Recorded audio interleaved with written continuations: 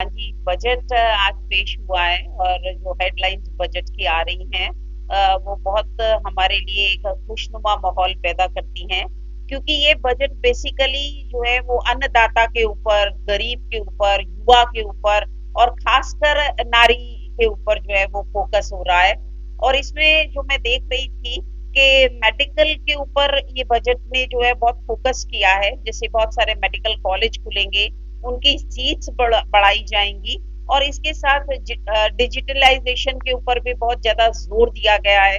Startup के लिए loan का जो प्रोविजन है उसको भी बढ़ा उसमें बढ़ोतरी की गई है। एजुकेशन में जो भारतीय भाषाएं हैं उनके ऊपर जोर दिया गया है, तो हम जो एजुकेशनिस्ट हैं उनके लिए ये बड़े गर्व और गौरव की बात होती है कि भारतीयता के बारे में जो हम बात कर रहे हैं, लोकल और वोकल की जो हम बात कर रहे हैं, उसको हम साक्षात्कार इस बजट में पाते हैं। और इसके अलावा एक जो एजुकेशन में सेंटर फॉर एक्सीलेंस के लिए जो एआई की फैसिलिटी प्रोवाइड की गई है, तो ये बजट वाकई अगर हम ध्यान से देखें तो ये एक बड़ी नई दिशा भारत के लिए एक बड़ा सुखद भविष्य की ओर जो है वो जाने की तरफ इशारा करता है। धन्यवाद। मैं बलविंदर सिंह डाक शाहपुर से किसान हूँ। आज का बजट जो हमारी सेंट्रल सरकार में पेश करने जा रही है, उसके अंदर किसानों के लिए बहुत ही अच्छी घोषणा की जा रही है। जैसे किसान क्रेडिट कार्ड की लिमिट 3 लाख से बढ़ा के 5 लाख रुपए कर दी है और कुछ फसलें जैसे कि दालें हैं, उनको उगाने के लिए सरकार बहुत ही प्रोत्साहित कर रही है किसानों को और कुछ नए उद्योग लगाने के लिए भी घोषणा की गई है। हमारे जो वित्त मंत्री हैं, किसानों के बड़े हक में और फेवर की बात कर रहे हैं। हमारे प्रधानमंत्री माननीय श्री नरेंद्र मोदी जी, जिनका हमेशा यही प्रयास है कि मेरा देश, मेरा किसान, मेरा नागरिक कैसे खुशहाल हो, कैसे तरक्की करे, कैसे हमारे यहाँ देश में जागृति आए। मैं अपने तरफ से और अपने किसान भाइयों की तरफ से श्री नरेंद्र मोदी जी और केंद्रीय वित्त मंत्री जी का बहुत बहुत शुक्रिया और धन्यवाद करता हूँ। देखिए जो आज मैडम सीतारमण जी ने जो बजट पेश किया है उसके बारे में हम लोग पूरा तो पढ़ नहीं पाए, एक्चुअली तो सारा पढ़ कर ही प्रतिक्रिया आएगी।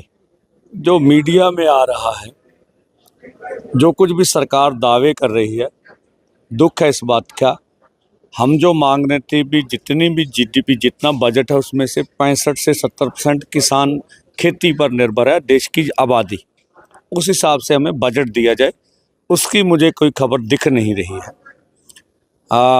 कृषि क्षेत्र के लिए कर्जा बढ़ाया गया, तो कर्जा तो किसानों के ऊपर पहले बहुत ज़्यादा है और उससे देश का किसान कर्ज के कारण खुदकुशी कर रहा है। तो ये सॉल्यूशन हमें नज़र नहीं आया, कोई कोई ऐसी ही कोई थिंक सरकार की नज़र आए नहीं।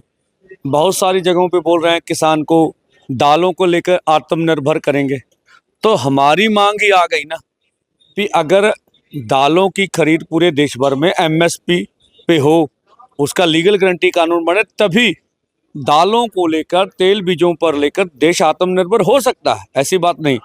तो एमएसपी लीगल गारंटी कानून के लिए बजट में कोई प्रावधान हो, कर्ज के लिए हो, नरेगा के लिए हो, ऐसा कुछ हमें नज़र नहीं आया जो हम देख रहे हैं। तो कारपोरेट के टैक्स, इसके बारे में भी स्पष्टीकरण पढ़ने की बात है। तो कुल मिला के जो मेरी पहली टिप्पणी यही है कि ये बजट ना तो मिडिल क्लास के लिए है, ना निम्न वर्ग के लिए है, ना देश के किसान और मजदूर युवा के लिए है। ये बजट केवल और केवल कारपोरेट के पक्ष में ही बात कर रहा है। हाँ, ये प्रचार माध्यमों में ये आ रहा है तो ये महिलाएं, मध्य वर्ग, किसान मजदूर के लिए करेंगे, ये गोदिया मीडिया में चलता ही है। हाँ, उसका रोड मैप हमें बताएं। जो ये प्रचार माध्यमों में ये भी बात उछल कर आ रही है, अब अगर एमएसपी दे दी गई तो महंगाई 25% बढ़ेगी। ये देश को गुमराह करने वाली बात है।